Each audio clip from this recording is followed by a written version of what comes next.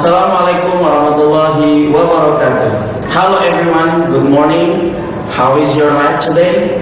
Very good. Welcome back to the grammar class with me, Mr. Asep Hardiyanto. Well, students, today we are going to learn about the topic in the grammar that is gerund and infinitives. So, have you ever learned about this before? Yeah, very good. So, gerund and to infinitive is a kind of verb in which we have to use it in different contexts. When we should use gerund and when we should use to infinitive. Okay, today we are going to learn about the rules, how to use gerund and how to use infinitive.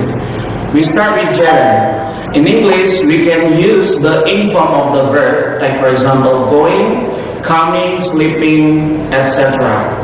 So, when can we use gerund in English?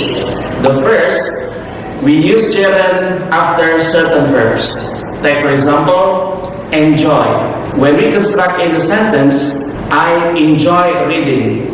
So after the word enjoy, we should use gerund. So the word read is reading, should be reading. I enjoy reading. So reading here is called as gerund. Here are more words that can be used as the gerund. Like for example, fancy. The example in the sentence, I fancy seeing a film tonight. The second one, discuss. We discussed going on holiday together. The next one is dislike. The example, I dislike waiting for the bus. The next one is finish. We finished preparing for the meeting. The next one is mind. I don't mind coming early. The next one is suggest. He suggested staying at the Grand Hotel. The next one is recommend. They recommended meeting earlier. The next one is keep. The example is he kept working although he felt ill. And the last one is avoid. The example in the sentence, she avoided talking to her boss.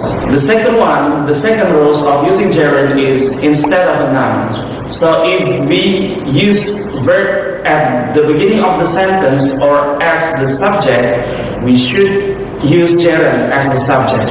Like for example, smoking isn't allowed here.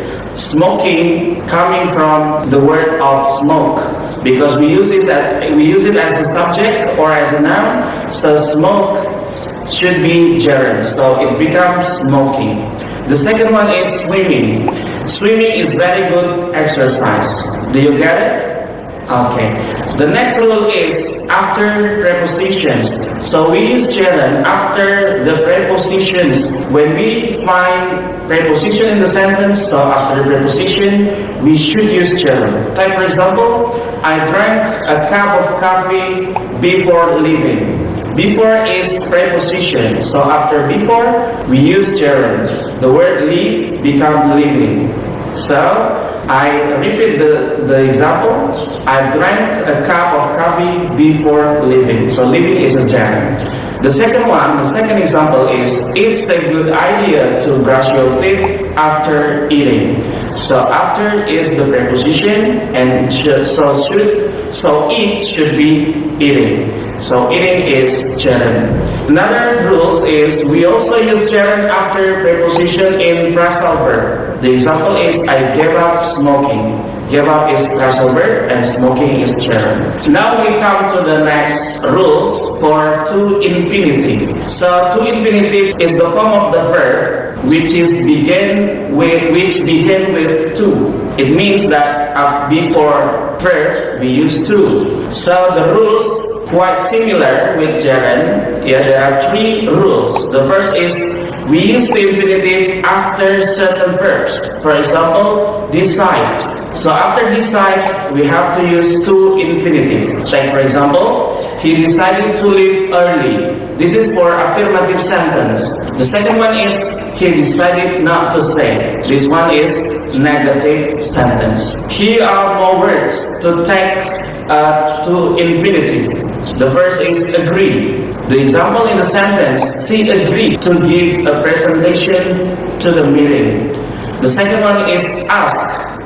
I asked to leave early, or I asked him to leave early. The next one is decide. We decided to go out for dinner. The next one is help. He helped to clean the kitchen, or he helped his flatmate to clean the kitchen. The next one is plan. She plans to buy a new flat next year. The next word is hope. The example in the sentence is I hope to pass the exam. The next one is learn. They are learning to sing. The next one is want. The example in the sentence, I want to come to the party, or I want him to come to the party. The next one is would like. I would like to see her tonight, or I'd like you to see her tonight. The last one is promise. The example in the sentence, we promised not to be late. The second rule of using to infinitive is after many adjectives. For example, pleased. This is the example of to infinitive after many adjectives in the sentence. She's pleased to have a new job. So after the word please, we have to use to infinitive, to have. Here are the adjectives that take to infinitive. The first is happy. The example in the sentence, I'm happy to see you. The second one is right. She was right to leave early. The next one is wrong. The example in the sentence, they were wrong to spend so much money. Careful.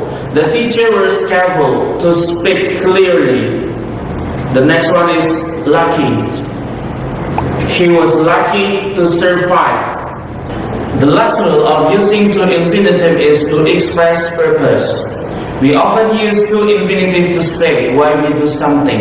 Take for example, I came to London to study. I came to London because I wanted to study. So this one is purpose. And the second one is I went home to have lunch.